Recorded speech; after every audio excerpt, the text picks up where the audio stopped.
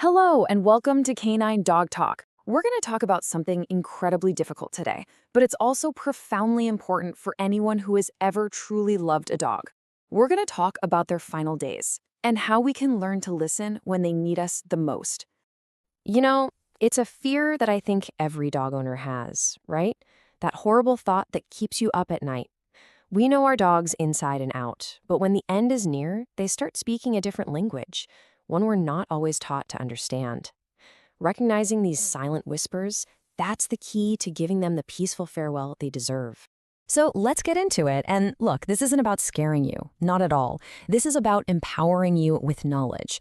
Because when you understand what's happening, you can turn your own anxiety and fear into this incredible source of comfort for them. You can make sure your best friend feels safe and feels loved right up to the very end. So let's start with the earliest, most subtle signs. These are the kinds of behaviors that can pop up weeks before the end, and honestly, they're so easy to just dismiss as your dog having a bad day or just being in a mood. So you might notice their favorite spot on the couch, it's empty now. Instead, you find them tucked away under a desk, or maybe behind the sofa, or in a quiet closet they've never cared about before. This isn't them being grumpy or antisocial. It's the very first whisper of their goodbye. And you know what? The reason for this is, well, it's just fascinating. It goes back to this deep, ancient wolf instinct. In the wild, a sick or dying wolf will intentionally go off on its own. Why? To protect the pack, to not draw predators to the family. Your dog is doing the exact same thing. It's a profound act of love for you, not a rejection of you. And that means how you respond is absolutely critical. Please don't force them out of their hiding spot. That's just going to add more stress.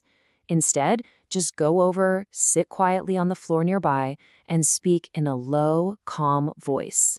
Let them feel your presence. You're not intruding, you're just honoring the safe space that they've chosen. All right, next up, the mental and emotional changes. This is when you'll start to see a real shift in their personality, in their connection to the world around them.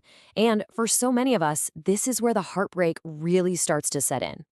It's such a profound change. You know, all those little things that used to bring them so much joy, the rattle of the treat bag, the squeak of their favorite toy, just the sound of you picking up their leash.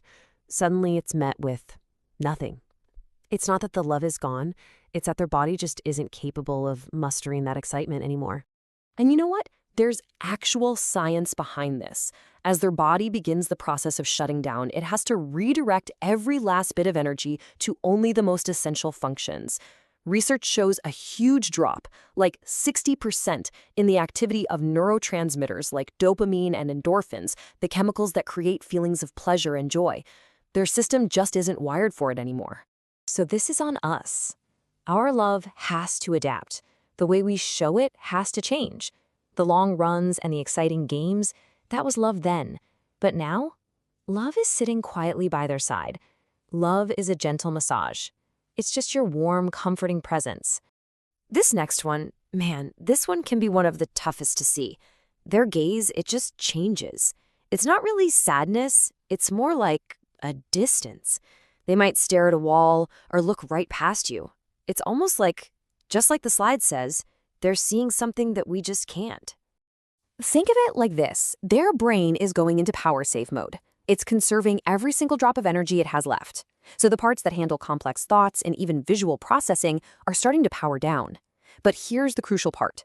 The amygdala, the emotional center of the brain, it's often one of the last things to fade. That means they can still feel your presence. They can still feel your love. And that's why your voice, it becomes their anchor. It's the thread connecting them back to you. So even if they don't turn their head, even if their eyes seem vacant, please keep talking to them. Tell them about your day. Remind them of funny memories. Just tell them over and over that they're a good dog and that you love them. Your voice can still reach them. Okay, let's talk about the physical signs. Now, these are often a lot less ambiguous. They're clear signals that the body's systems are beginning to fail. And this is when your role as their caregiver, as their comfort, becomes more important than ever before. You might start noticing their paws and ears feel ice cold, even when the house is warm. Or the opposite, they might be panting and seeking out the cool tile floor. Their body is losing its ability to regulate its own temperature. So your job really is to become their external thermostat. Help them find comfort, whether that's a light blanket or just access to a cool spot on the floor. Okay, this one is so important to understand. There are probably going to be accidents, and you have to know this is not a training failure. This is not them being bad. It's a physical loss of control. For a dog that's been perfectly house trained its whole life, this can be really confusing and distressing for them.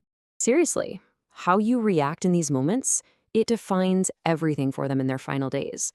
If you get frustrated or scold them, you're just adding shame and confusion to their suffering. But your quiet, gentle cleanup, a soft pat, and a reassuring word, that tells them they're still safe, they're still dignified, and they're still so cared for. And then there's this sign. And look, this one is unmistakable. You'll notice their breathing becomes really erratic. It'll be a series of rapid, shallow breaths, and then a long, unnerving pause where there's no breath at all. This is called Cheyne-Stokes respiration.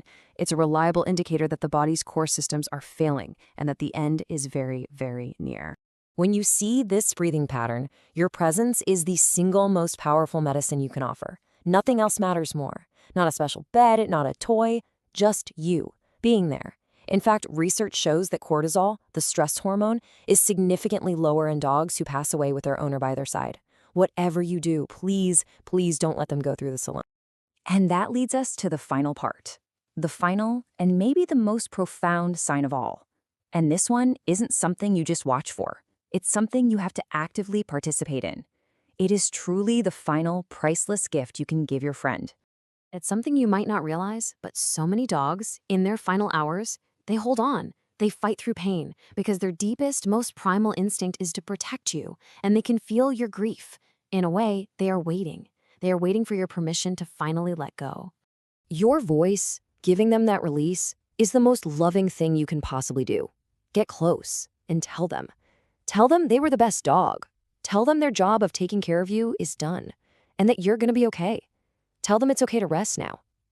When they finally go, it's not a coincidence. You've given them the liberation they were waiting for.